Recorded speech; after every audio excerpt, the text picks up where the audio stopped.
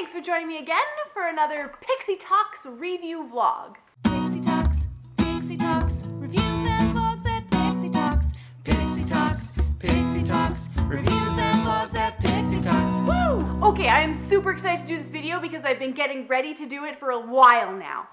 Around Christmas time, I made an absolutely amazing discovery. Steam has a whole bunch of really old school computer games available for cheap. A lot of games that I grew up playing and have huge amounts of nostalgia for. Most of them from the early 90s. So let's get ready for top 5 old school computer games from my childhood. Okay, to be fair, this one is the only one not available on Steam, but I couldn't help wanting to track it down as well because I grew up playing it and I played it an awful lot in my childhood. It's the Christian superhero Captain Bible from 1994. No, actually, seriously, this game was super cool. I actually tend to bring it up in conversations about how lame and corny Christian media often is as an example of Christian media done right because it was super badass. The story is set in the far future where a human city has been encased in a dome of darkness by cyborg demons. As Captain Bible, you are sent in to defeat the demons in battle, wielding scripture and the sword of the Spirit as your weapons against them. It's everything I want from a biblical video game, and I wish more Christian media went more all out like this. Gameplay is mostly collecting and learning Bible verses as the cyborgs will try to confront you with a lie. Like, for example, God doesn't really love you, and you will have to present the correct Bible verse that counters. If you choose the wrong one, or you haven't yet collected it, you get hurt and turned back. But if you succeed, you get to fight them off with your sword and shield. It's awesome. It's actually aged pretty well, too. I played through it all, and though it isn't super challenging as an adult, it was thoroughly enjoyable. It is all around a great game, and quite honestly, one of my absolute favorite pieces of Christian media. What's super refreshing about it is that it doesn't try to hide its Christian theme in order to trick non-Christian players into playing it.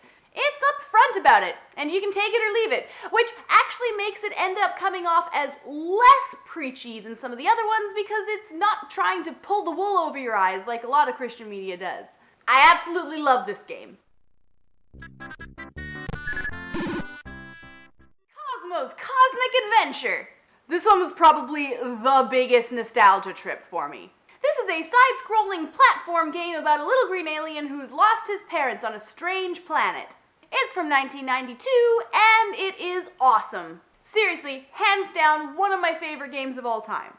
I was a little worried it wouldn't age well, that it would either be too easy as an adult or it would be almost impossible and unplayable due to its age, that the graphics wouldn't stand the test of time. Oh man, was I wrong on all counts. First of all, this is my favorite game graphic style. I don't care what anyone says. I have a huge nostalgia for these pixel graphics, and it looks great. It's also just as challenging as I remember it, and I ended up getting stuck on spots that I totally remember giving me a hard time when I was a kid. It's awesome. It is totally worth the price tag on Steam. It's not expensive, and it includes all 3 games. I only ever had the first one when I was a kid. If you've never played it, I highly recommend checking out this wonderful piece of old school computer gaming. It's still a super fun game with a great look and memorable environments and graphics. Oh, and I have to mention the music. Super freaking catchy. This is some awesome old school game music that will get super stuck in your head. So good.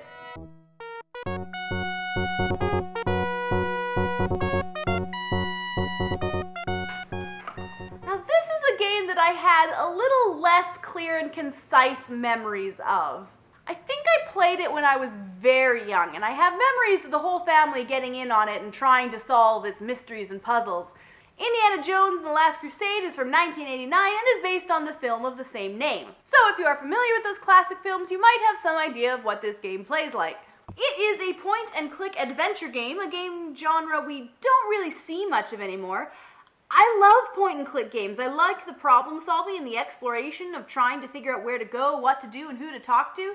You move through the plot of the Last Crusade movie, picking up items as you go and trying to solve the mystery surrounding the Holy Grail and get to the Grail before the Nazis.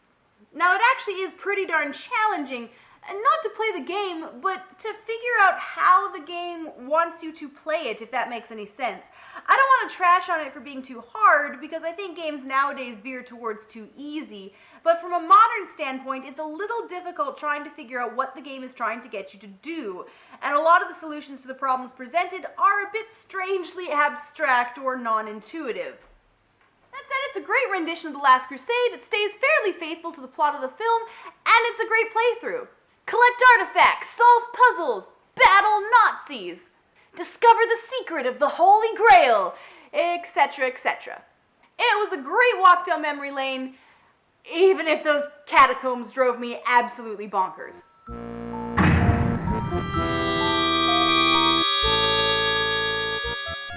More point-and-click adventure-style games. I really wish that we would see a comeback for this style of game because I really love it. I grew up playing these types of games, obviously, and this one is a great example of them. Star Trek Judgement Rites, 1993. A series of episodic missions, each with their own storyline to solve via a point-and-click style of gameplay. Each story unfolds much like an episode of the original series, and it plays pretty darn well. The best thing about this game is how spot on all of the characters are. It's got all the actors from the original series for the voices, and the dialogue is perfect. I found myself chuckling often during my playthrough, as it has lots of subtle humor that the original series employed and is really fun. It also throws you into a lot of complex moral quandaries similarly to the show, forcing you to make some tough calls as you try to resolve the conflicts and scenarios in front of you. Unfortunately, it also has the problem the Indiana Jones game has, in that its puzzle solutions are not always particularly intuitive, and it's often very difficult and frustrating to figure out exactly what the game is trying to get you to do. Some of its mechanics are pretty clunky as well, but once you get into the swing of it, it plays pretty smoothly, and you just have to be incredibly vigilant, try to pick up absolutely everything, and think outside the box. Point-and-click games are really fun problem-solving, and I love them because of how story and character-driven they are. And especially if it's a franchise you're already familiar with, like in this case, the story can carry the gameplay a pretty long way. This was an absolutely great blast from the past. And lastly, Word Rescue! This educational children's game from 1992 is, well, it's something. I recall playing a lot of this as a child. It is a teach kids how to read game, and it is very simple. I, for some reason, recall it being much more difficult, but I did play through the entire first game in 45 minutes. It's kind of like a side-scrolling platformer, but you're looking for pictures that you have to match with words that you must read. Each level's words get progressively harder, and it's up to the players to read them and find the picture that matches. You are doing this because the mean Gruzzles, slime creatures that don't know how to read, have stolen the words out of all the books. And it's up to you to find the stolen words and put them back into the books. Cute premise, and the simplicity of the gameplay honestly isn't a bad thing considering how young the target audience for this game is. But graphic-wise, the graphic quality is really poor. I seem to have memories of it looking similar to Cosmo, but no. No, this does not age well. I swear the entire thing was drawn in MS Paint, and it does not look great. That said, I don't really think it's a terrible game for its time, and it was really fun to play through on a purely nostalgia level. I really liked it, but if you didn't grow up playing this game like I did, it's the one game on this list that I really can't recommend. That said, if you did play this growing up, it's pretty pure, simplistic fun to breeze through it for a playthrough. And that's it for my top 5 old school computer games. There are a few others that didn't make this list. I played an awful lot of the original Civilization when I was younger, but I don't really think that I'd be as into it now as I was when I was a kid. I also had some sort of Jurassic Park game that I cannot find any information about online, so I wonder if maybe I dreamed it. But you played as a group of people stranded on a dinosaur-infested island, and you had to keep the group together but also go and find food and supplies. I don't know, I can't find it. Anyway, I hope you enjoyed this video. This might be a good time to announce that I have some plans for the future of this channel to start moving it towards reviewing more and more indie stuff. I will have a video next week kind of explaining this shift, and don't worry, things won't change around here too much. But if you know of any cool new independent projects, I would absolutely love to know about them. Don't forget to subscribe for more. You can also add me on Facebook and Twitter. And with that, I'll see you next week. Bye!